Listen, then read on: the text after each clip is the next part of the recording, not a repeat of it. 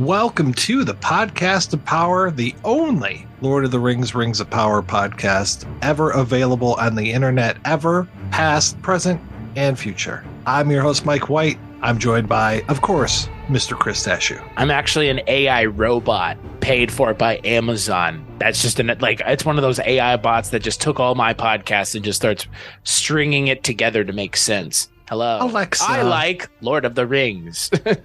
Alexa, did you take over the podcast again? No, I'm sorry, Mike.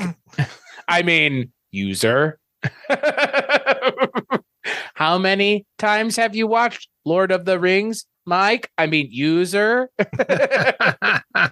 This episode, we're talking about the eye. It's not the eye you're thinking of. It's not the old brown eye. It's not the old brown eye or the old whispering eye even. No.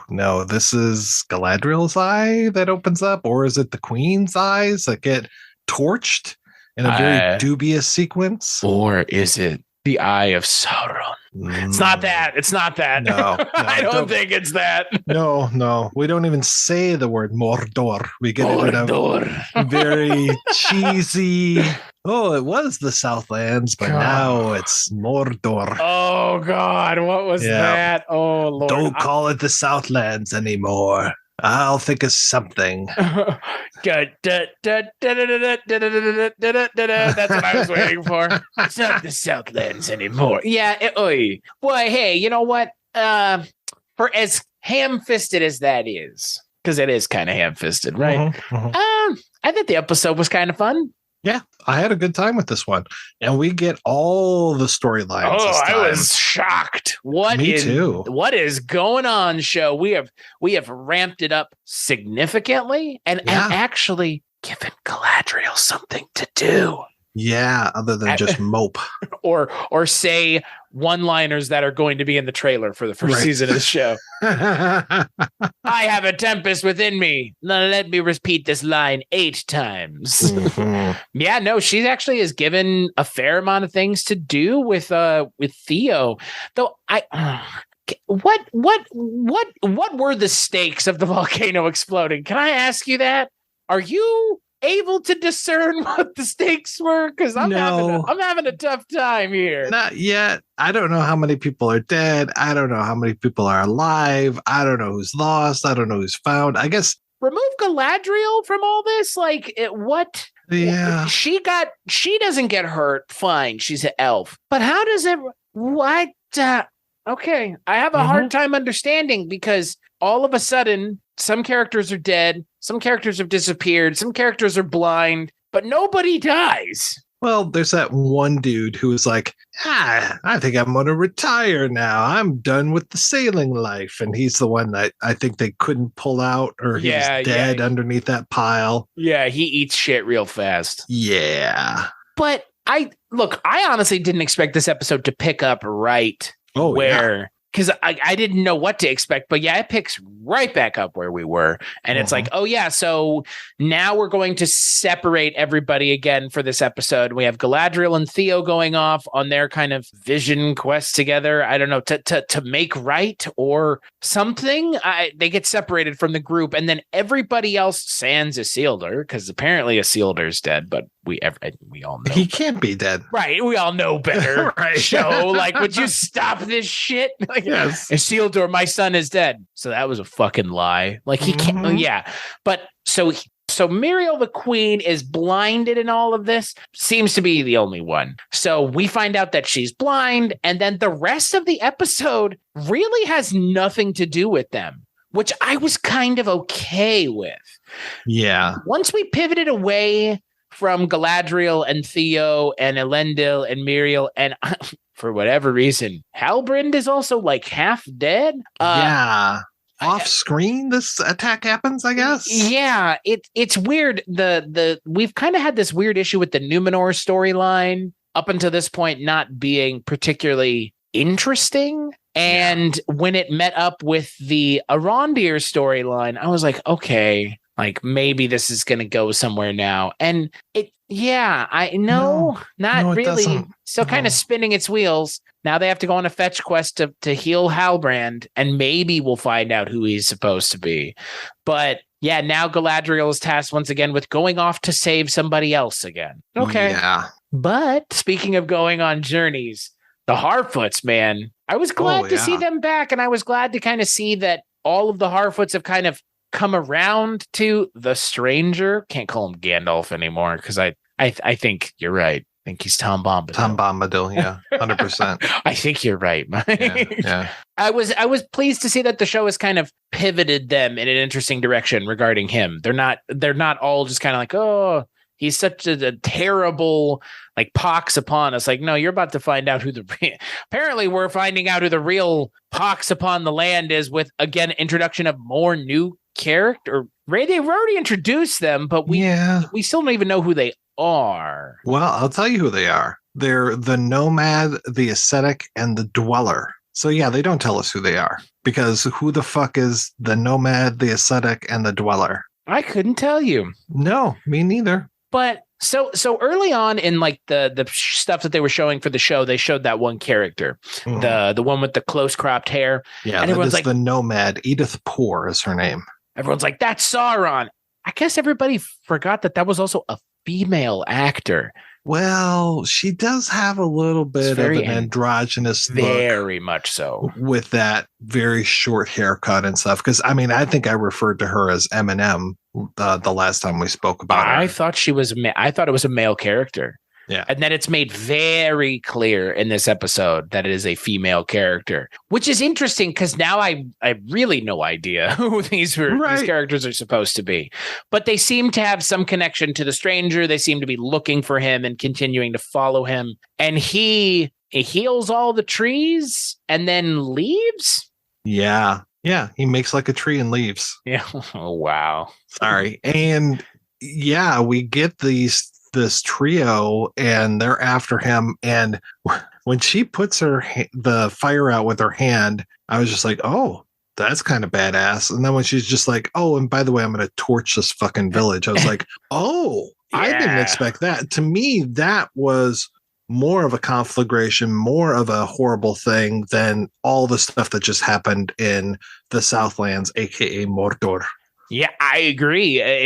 There were some stakes to it. Like that's why I asked the thing about the volcano exploding. Like, what are the stakes of this? Like, now that orcs can walk around in the daylight, so we have to worry about them 50% more of the time, because apparently it was just, 50% of the time you had to worry about them. 50% of the time they were just hanging out, doing whatever. So, okay, so I guess still try. I mean, we know what Mordor becomes. So that's what the important thing is Mordor is where Sauron forges the ring and where the ring of power can be destroyed. Fine. Mm-hmm. But the show has not done a good job of establishing what it being Mordor means, other than it is now Mordor. That's it. Like, it doesn't, what does that mean for the show? And they haven't told us yet. And maybe that's going to be focus of one of the seasons. But like, I would just like to have known, like, they didn't know what they were preventing, I think, is the problem. And so therefore the stakes can't be inherently obvious right out of the gate, at least not in this first episode post the explosion. And I didn't realize that I guess maybe I kind of realized that the rune that the stranger puts up in the sky is the same rune that was on the sword, basically that mark of Mordor. And when Lenny Henry hands him the little scrap of paper, I'm just like, oh yeah, now I remember it was that same shape. And that's basically that map of Mordor that Galadriel found in the library there on Numenor. And I was like, oh, okay. All right. So is he trying to find Mordor? I don't know. You're really enjoying saying Mordor. I am. Almost as much as Makunaima. Makunaima is a good one. Sauron. Yeah, I love Mordor. Gurin. When Hugo Weaving says Mordor, I'm just like, yes. I was there, Gandalf. 3,000 years ago in Mordor. That was when I was a nerd with very pointy features. Yes. God, oh Lord! I like that guy, and I know he just looks like a dorky guy. He looks like Doogie Elrond. He really does. That haircut. Look, they're going to have him have a different haircut in the second season. There's no way, right? He looks like a dweeb, and I really like him. He's super endearing. Robert Aramayo as Elrond is actually, I mean, everything with him and the dwarves is the best part of the show. Yeah. Still, like hardcore best part of the show. But holy cow, speaking of the dwarves, my goodness, Mrs. Duran. Wow. What was going on? Wow. It seems like she's just been like pouring poison into the young Duran's ear. I'm just like, holy cow, Did you see her eyes in that scene? Oh, yeah. They were Where did yellow. This come from, man? They were yellow with avarice for gold. I don't know. That's what I feel like. Okay. The show looked like I was talking about this on the Game of Thrones podcast, and this Lord of the Rings show in this first season has a very unique problem that I do not like. It's not a unique problem, but it's a problem we've seen before. The question is, who is Sauron? Like who, right? Because that's the question. Like, who is he? He's somebody on the show, right? They've said that he's. Is that right? Well, that's what they've essentially. The showrunners have said like he's in the show, so people are taking that to be like, well, he's in the show already. So who is he? And so it's like, is it the stranger? Is it Halbrand? Is it da da da da? Is it da da? And it's like, I feel like the best way to do Sauron would be to have Sauron be less a person and more like a force of will and of nature that influences people to do things that set the pieces in motion. We know what now as an audience member, you know what's going to happen in Khazad-dûm.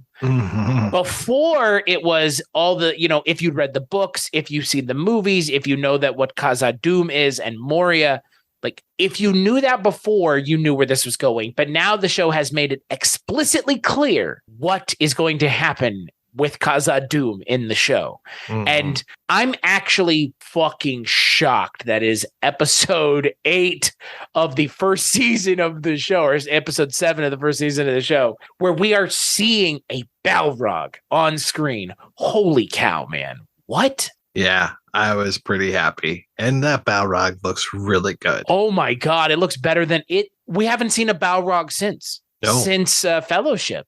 I mean, they showed it when they were talking about how Mithril was made, which again, would like to forget that as much as possible. Oh boy, yeah. But this is the first time we've seen a modern CGI Balrog, and it looks fucking amazing. I know it was being lit essentially from itself, but it looked great. The fire effects look great. I mean, look, I'm not some sort of CGI dilettante or anything, but I'll take what I can get when it comes to stuff like this looking good. And I'm sure they're going to overuse it and it's going to be a big deal at some point in the show. But right now, that was a really effective moment. I mean, Balrogs aren't that tough, right? You just throw them through the entire world and have a wizard beat them up and they're pretty much taken care of. You just fall to the bottom and fight all the way to the lowest fucking point into the highest peak of the mines. Yeah. And then he just dies after you die in the process of trying to kill it. Right. Yeah. And at least you get to come back from the dead. Right. With a new outfit. Right. Saruman as he was meant to be. It's funny to me. The other thing that I was really surprised by is how quickly everything is going with Elrond and the Durin story, and especially Durin with his father. Oh, yeah. It is sped up and taken kind of a quick turn to, I guess, major conflict. Yeah. I couldn't figure out the last 2 episodes, like what the conflict was, because it didn't seem like it was that big of a deal. And now it's a big deal all of a sudden. Yeah, it feels like they really went into high gear. And then I'm just like, well, does Galadriel and Arondir, do they know that the elves are in trouble? It doesn't feel like it. Like, is it just like the elves that hang out by this tree or what? It's the elf cognoscenti that know. Oh, okay. That's the way I interpreted it. It's like the elf, because Elrond is like elf royalty because his dad is Gil-galad and he's elf royalty. So I guess he would theoretically be privy to these kinds of problems where it's like a overarching big issue that the elves are going to have to deal with as a race at large. I would think he would, of anyone to know that, it would probably be Elrond and Elrond's dad and Celebrimbor. But yeah, it's weird because the idea that Mithril brings the elves back to life it's very it's shown very ham-fistedly. It's shown in a very dorky way in this episode that feels like a show not as well written as this show can be. It feels like a very dorky show where it's like we have the mithril on the table and we have the leaf on the table, and the leaf starts coming back to life. Like, what the hell? Yeah. And so I'm just like, so since Elrond has a piece of mithril, will he just like be like, oh, cool, I'm going to keep this in my pocket and I'll be healthy for lots of years. Almost like I had a ring of power in my pocket. Right. Like that's what I guess what I don't get is the stakes of mithril are what? That if somebody else gets it, they prevent the elves from surviving, or is it that the dwarfs would never give it up? Is it that the dwarfs just don't want to give it up because of them knowing something's down there? Or I just can't figure out what the stakes of mithril are. Because if you're the elves, you just go and take it by force. Yeah. Yeah. Right? I don't understand. Like if the survival of your race is at a crossroads, you just go take it by force. Pretty much you have to. I mean, that's what we did with Iraq. We had to take all that oil. I mean, aren't the elves an occupying force in this show? They are totally an occupying force. I mean, that's all I wonder is like you said, like who knows outside of this like small group of like decision makers in the world of the Lord of the Rings? Because there are elves that are just common elves that probably don't know anything, don't think anything of whatever is going on. And they may not even have any idea that that's going on. Like, I think to your point, like, do they know that these things, like, can they feel themselves dying? Mm-hmm. So I don't know. There's a tree with leaves that have black oil on them. I don't know. Oh, wow. I just did an X-Files crossover. Sorry. I know, right? And I guess the other thing I again, just not to pick at the episode, but just kind of the bigger qualms that I had with it was that the way that they treat Bronwyn's character, like stop giving us, like stop making her dead, but not please. Dead. Mm-hmm. What is the deal with that? Like stop using the death of this character as motivation for anything, because now you've done it twice in the span of 2 episodes. Mm-hmm. It's more unbelievable that she survived the volcano explosion while looking the way she did last episode. Yeah. Like they should have done it now, not then, when it's like they've baited it twice. Now, I just think that's really lazy screenwriting. Yeah, and the whole thing of Isildur's dad just like, oh, hey, it's Isildur. Oh, just another guy. Okay. Oh, and his horse. And we're going to let his horse go. And like, then follow his horse. Like, I don't understand. Like you know his horse is like bonded to him, so follow his goddamn horse. And it kind of reminds me of Borrego from the Two Towers, where it's just like, oh, my master fell. I'm going to go down here and help him out and take him back to Helm's Deep. Right. It's like that always felt like to me. I don't know how. That's always rubbed me the wrong way in Two Towers. That whole Aragorn is dead thing. Mm-hmm. Because it kind of works in the book, I guess, but there's not enough time. No, at all. Mm-hmm. You have to give the audience a moment to grieve the goddamn character if you're going to kill the character. Give them a moment, for pity's sake. Right? It's like, what are you guys doing? I don't understand. You can't kill a character and then just be like, nah, they're back. I mean, they did that in that Star Wars movie. They're like, Chewbacca's dead. Just kidding. No, he's not. Like, he's back away. What? Like, fucking come on. Yeah, it's like, oh, my lady, he fell. Oh, I'm just kidding. Here he is. Yeah, God.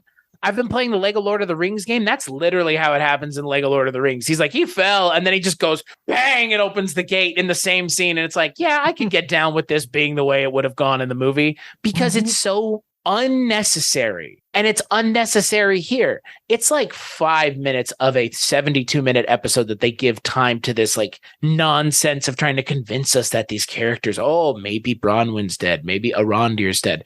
Now at this point, I'm just going to assume that they're not going to die at all in this show. Like, we're going to be watching them have a wrap up at the end of this show's run. We're going to see maybe both of them, but definitely one of the two still alive. Mm-hmm. Like you've already started coding your characters in plot armor that we didn't know had plot armor. Well, there's some characters we know have plot armor, like Elrond, Galadriel, Isildur, Elendil. Like, we know that they have story built-in plot armor. Why they're doing that with the characters that we don't know that are created for the show or are new characters it seems counterintuitive, because to give that scene some weight and some real darkness, they might have wanted to kill Bronwyn. They might have wanted to maybe have another character that could have died there. Right. If you really want to kill a character to give it some weight. But I'm not even sure that that's a worthwhile argument anymore. Like, killing characters to give scenes emotional weight, I feel like I don't know. I feel like there are better ways to give characters motivation to achieve things per the script. I think there's better ways to do it than killing characters off. So yeah, I agree. And it's like, please just do something. You know, like you said, we can't just have Bronwyn near death every single episode just to make Theo or Arondir freak out. Right. And then I've done it twice. Like, I guess my overall hope with this show is we have a better understanding after the next episode of what I still don't understand what's going on really in the show. I don't think the show has made it very clear what's going on. I think it's held back a lot of the cards. I mean, it held back the cards in what Adar was trying to achieve. We still don't really know what's going on with the Mithril outside of that Elrond and Doran are messing around with it. The character of the stranger is still a stranger. Still, I'm surprised we're at the penultimate episode of the show's first season, and we still don't know who he is. I'm kind of surprised. I'm not surprised. I think that next episode, they will probably have a whole series of mini reveals right at the end. And I think he will be one of the mini reveals. It feels like each storyline could have a reveal, like who is Halbrand? Who is the stranger? What is Durin's real motivation, or like what's going on with Disa and her sudden turn against the king, or her sudden turn to the dark side. Yeah, because gosh, she was speaking like Darth Sidious in this episode. I was like, whoa. Yeah, her eyes are yellow, and the king is too old. His mind is filled with poison. And I was like, whoa, hey, hello. Yeah, is she Sauron? I know, right? I mean, that would be it would make sense, because again, to get the dwarfs out of the mountain. Yeah. I mean, best way to get the dwarfs out of the mountain is just tell them to keep digging for that mithril, so that they can essentially destroy themselves. Yeah. Dug too deep, too greedy. I think Durin or Disa are too greedy. And she's got him exactly where she wants him. Yeah, I'm gonna have to go back and rewatch. Is there any sense or hint that was going on up until this point? No, I mean, her eyes have always been kind of this weird color, but as far as like her speaking so much against Durin's father and just like, well, he's an old fool. And I'm just like, this is not the Disa I know from the rest of these episodes. Yeah. I don't want to say that she's Sauron, but I think that there is a case that could be made for, again, like the multiple implementation of Sauron throughout each storyline, I think is probably a better way of looking at it. Because there's no way you can convince me that Adar is acting of his own volition. Like maybe he is. Maybe Sauron just takes advantage of it. But I can't help but wonder, like, that has to have some play into it. Is Sauron is behind all of this? Oh, yeah. There's no way Adar's just like, I feel really bad for these orcs. Right, that I can walk out in the sunlight and they can't. Yeah, what am I going to do for these guys? What if I darken the sun somehow? How can I do an explosion? I think I might have an idea. Hey, come on over here. Let's start digging. Yeah, again, like that, it's funny, like as wild as Mount Doom exploding was for the show, like I still have no idea what it means for the narrative writ large, other than the sky is darkened. That's it, which is not much. Right. And I'm sorry, but like I watched this episode twice because I was just like, wait a second, at the beginning, the queen is saving people and then she's blind. When does that happen? And the moment of her being blinded is so meh. It's like, is that when it happened? Is that how it did? Because it's like, there's no weight to that moment. And even if they were just like, well, this could have happened at this point, but it doesn't feel like it. Well, I think my other issue with her being blind is what does that mean for a character that we don't really care about? Exactly. What does Or it mean care for? Yeah, like why does that matter? Because now she goes back to Numenor to what? Supposedly come back when they need them. But I mean, good, really. Yeah. Good. Does Elendil leave with her? I don't know. Yeah. Yes, he did. Because he's so pissed off about Isildur. Right. So, okay. So that's interesting. So Isildur is just in Middle Earth now. Yeah. By himself. Just wandering around. That could be interesting. Yeah. I would be interested to see where they go with that. Well, especially you give him like a little Dobby sidekick and then they go out and they solve mysteries every week. It'd be great. Or give him like that he forgets who he is and he's just wandering. Oh, that's probably what they're going to do. Like, and then he like looks down and says, "Do not trust Sammy Jamkus." Oh, wow. I think my other kind of concern with this show going into the last episode is this episode felt like the last episode of the season. It did. Yeah. In a really weird way. Because they essentially sent everybody out on yet another quest. Right. Which is very final episode of the season-y, if that makes sense. Like, it's just, that feels like a convention that I expect from something like this. Right. Well, how else are they going to suddenly save someone from doing something or about to get killed unless there's one group that's out there wandering and there's another person that gets in trouble, and then right before they die or something bad happens, this group shows up and saves the day? How else are we going to do that? Yeah, we're going to do that again over and over and over again.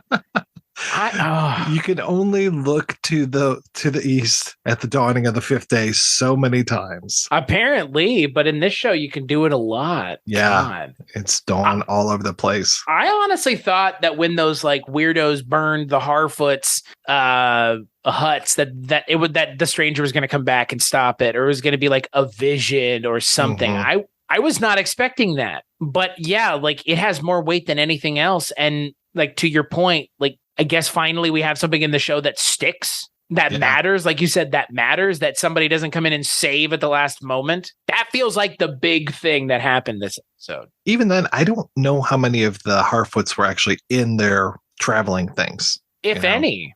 Right. Because at the end, it's like all of these Harfoots there. And I like how her dad, Nori's dad, gets that speech. We're Harfoots.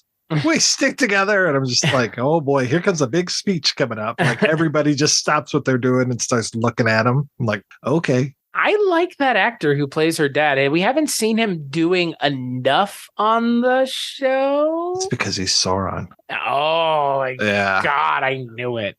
Yeah. I'm kind of excited to see where that goes with Lenny Henry and the Nori, I guess. Nori and Poppy. Sadok. Yeah. Should be nice. It felt very Fellowship. Oh boy, yeah. Right. But that whole like, we're not going to let our friend, perish, and these bad forces are after him, and I mean, talk about Fellowship when those three orcs are up on the hill and Theo and Galadriel are down below and they're hiding from them. I'm just like, of course the one orc is sniffing for them. I'm just like, oh, this is so Fellowship of the Ring with the ring wraith there. And, I was waiting for her to like, her eyes roll back in the back of her head and like almost puts on the ring. Oh no. Okay. Phew.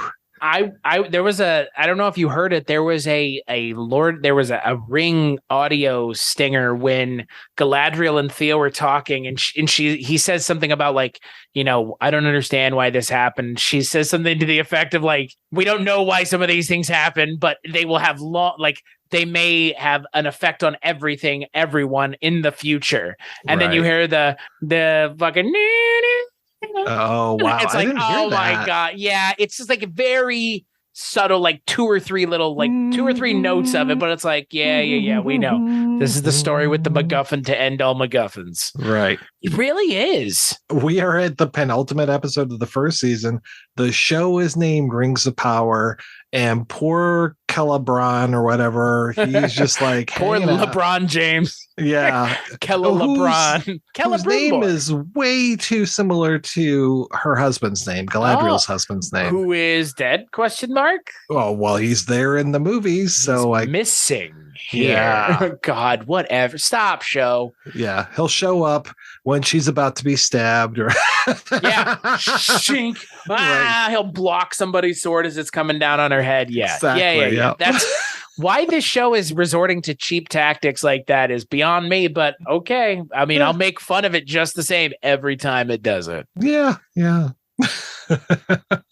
I think that the fact that we haven't seen the rings yet is a little surprising. Yeah. Oh yeah. I thought that was going to be the big reveal in the next episode, but might be. I doubt he doesn't it, have the materials for it. He doesn't have the fire for it. He doesn't have anything going right now. It's like, okay, your project is going to take a long time, but he's an elf. He's got hundreds of years. He can do whatever he wants. Yeah. So he thinks. So he thinks. Yeah. So he thinks. Yeah. There's nothing with that story has really progressed. We've seen Celebrimbor, twice now? Yeah. I mean, I assume he's probably going to show up again next episode in some form or fashion, because Elrond is going back now to, oh God, not Lothlorien. I almost said Lothlorien. Yeah. It's the other one. The one that we hadn't seen up until this point in the show, or in, I guess, anything in Lord of the Rings. But I assume we're going to see his dad. We're going to see Celebrimbor again. I'm sure he'll tell them about the Mithril. I think for me, that's the most interesting storyline still in this show, is everything with the dwarves. And I think I said that the first time we saw them, which was the second episode, because they weren't in the first episode of the show. Right. But I think that was our response then, was this is the best part of the show by a country mile. And I think as we round the bend here at the final episode, the second to last episode of the season, I think it's still the case. Yeah. Even when they jam pack all four storylines into one episode. Well, Peter Mullen, that guy is just amazing. Yeah, right. Even under all that goddamn makeup. Yeah, and that fucking beard. How much does that beard weigh, you think? Oh, I have no idea, dude, but it's got to be a lot. He looks great in that makeup too. He does. And there is something to be said for having an actor with his pedigree, a Scottish actor playing a dwarf, because for whatever reason, a Scottish accent coming out of a dwarf's mouth sounds right. Right. Kind of the way, again, we don't like The Hobbit, but casting Billy Connolly as a dwarf was pretty inspired. As bad as that is, he's him as an actor is still something as a dwarf is something that I enjoyed about those movies. So, do you notice the way that they shoot those dwarves too? They give them a ton of headroom, even when it's a dwarf versus dwarf. They give them so much headroom to really help make them feel smaller in the frame, that they're not just two human-sized people inside of this frame. Which I appreciate. I mean, the show is doing as good of a job as the movies did in not tricking you, but keeping consistent with the gimmick, or keeping the magic consistent, because it's a magic trick. I mean, this is just a simple movie magic trick of doing forced perspective. And I mean, there's a scene with Elrond and Doran that's pretty good. They show them kind of a pretty wide shot of the two of them, and he's huge and he's tiny, and it puts in perspective because, again, the show is, like you said, the show does a pretty good job of it, especially with the dwarfs. I mean, the Harfoots too, I think. Well, especially this episode when the one person is putting her hand on the fire, and you see, I mean, they're also on like a rise, and the Harfoots are below, but it makes them even smaller. It's like, these people are towering over these Harfoots, and it really makes you appreciate how the Harfoots feel in the world, that everything is a threat to them. Because I mean, a warg is like 4 times as big to them as it is to a regular sized person. So it's like, my God, they're barely a snack to a warg.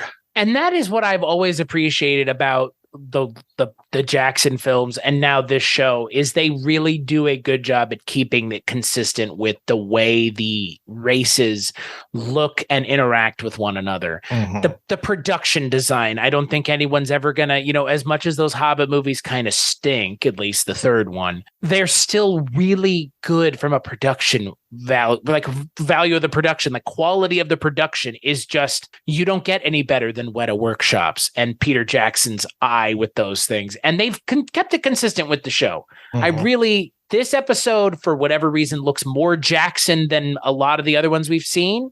But I think that the show's a big success of this first season is really staying true to a source material interpretation that a large portion of the fan base enjoy.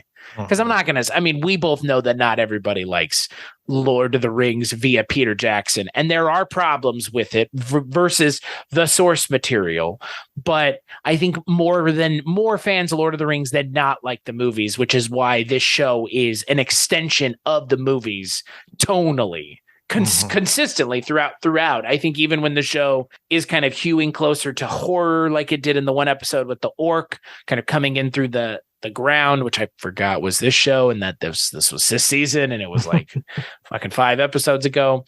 It's still, I think, hews very close to what Jackson's initial idea was for the world that Lord of the Rings exists in. 100%. Yeah. We'll see. I hope that the show sticks the landing. It chose to not do a full 10 episode offering. It chose to do 8. Game of Thrones has another week, I think, past this. So Lord of the Rings has taken itself off the table 1 week early. So we'll see. I think, again, like it's got some weird energy going into this last episode because this episode felt pretty much like a finale. Like, and I read some reviews online and everybody's echoing that. Like, everybody's like, this episode's weird only because it feels like all the stories kind of meet a logical conclusion to jump off for a new season. Mm-hmm. So maybe the next episode is going to be, like you said, it probably will just be a bunch of reveals or something. Like something is going to recontextualize the season. I feel like they want us talking about this for the next 2 years.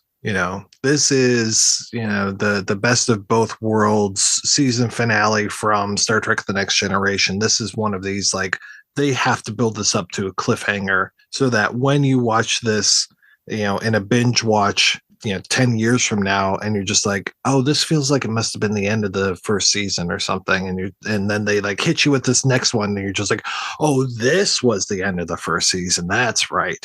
And I feel like that's what's going to happen, right? It feels like they're planning something big for the final episode.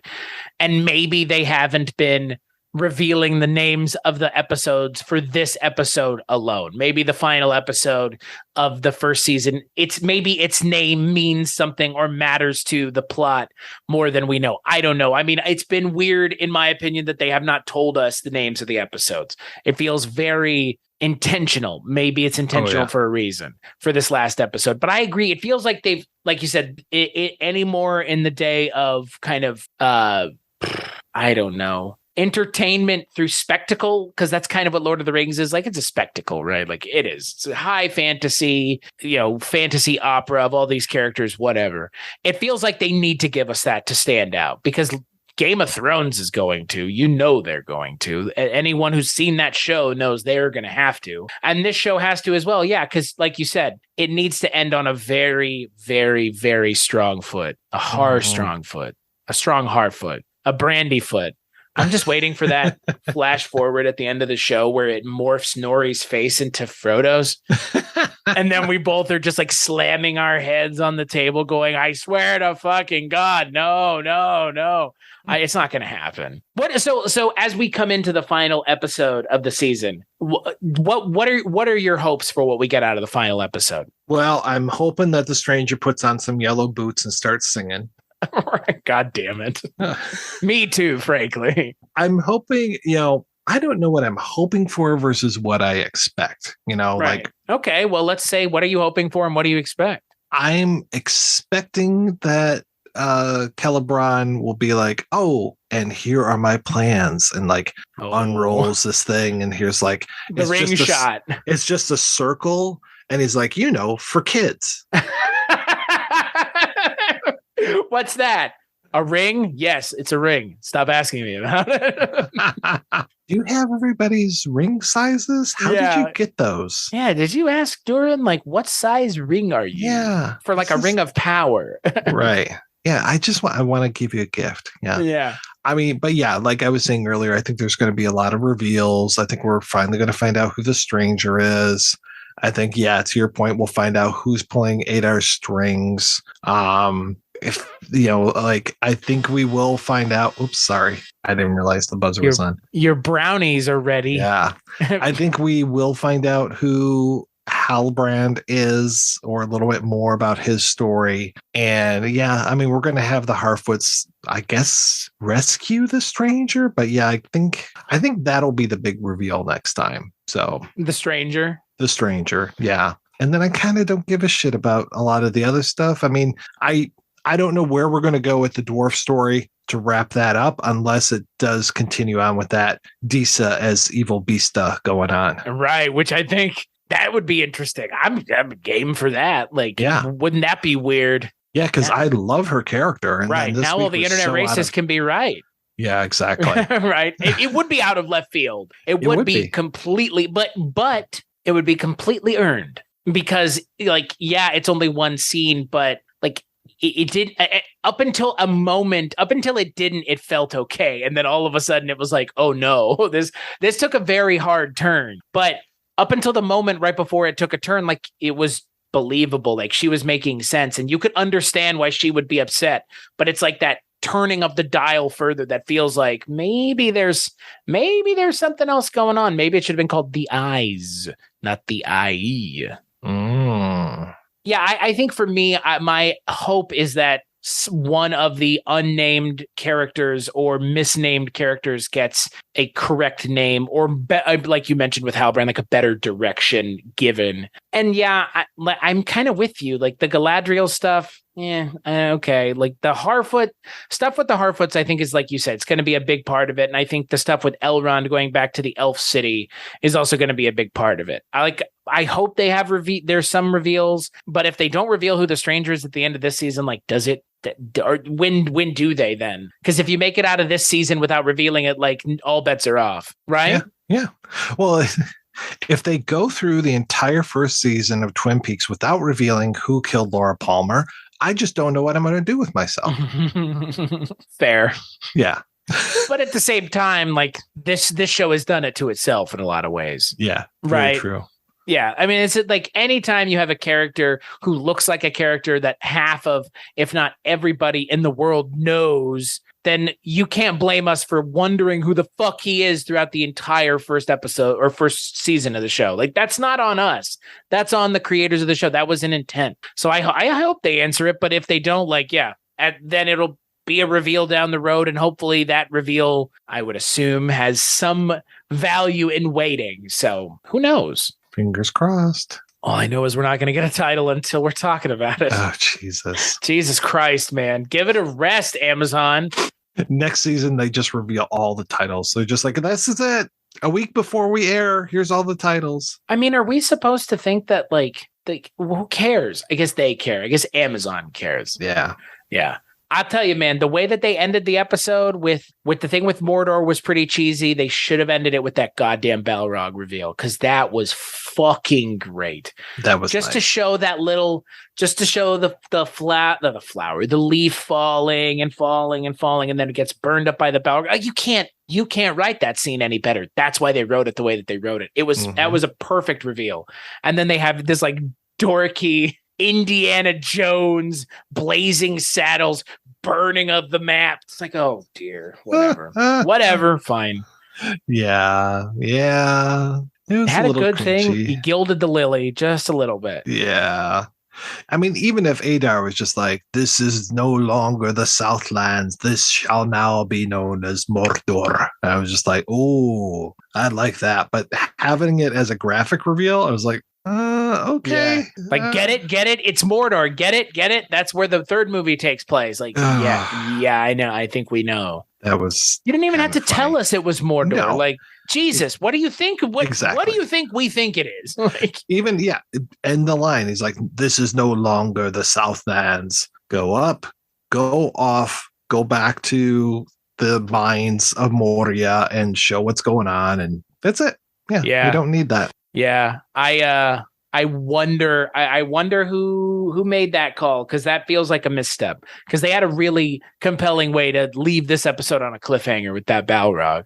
Yeah. That's not a cliffhanger. We know it's Mordor. That Balrog is a hell of a cliffhanger. And you know what? That might not come to fruition for a season or two. No. If that, like, it's all the, like, that leaf falls for a while. That Balrog's not climbing out of there in the next 5 minutes type thing, which is again, now it kind of introduces like a little bit of a ticking clock mechanism to the dwarf storyline, because now now everybody, audience, knows what's going on and where this is going. So now they can start building towards the initial, I guess, introduction of the Balrog to the dwarfs, because they don't know it's there. They don't know what that. They think it's just the mountain reacting. It's reacting all right.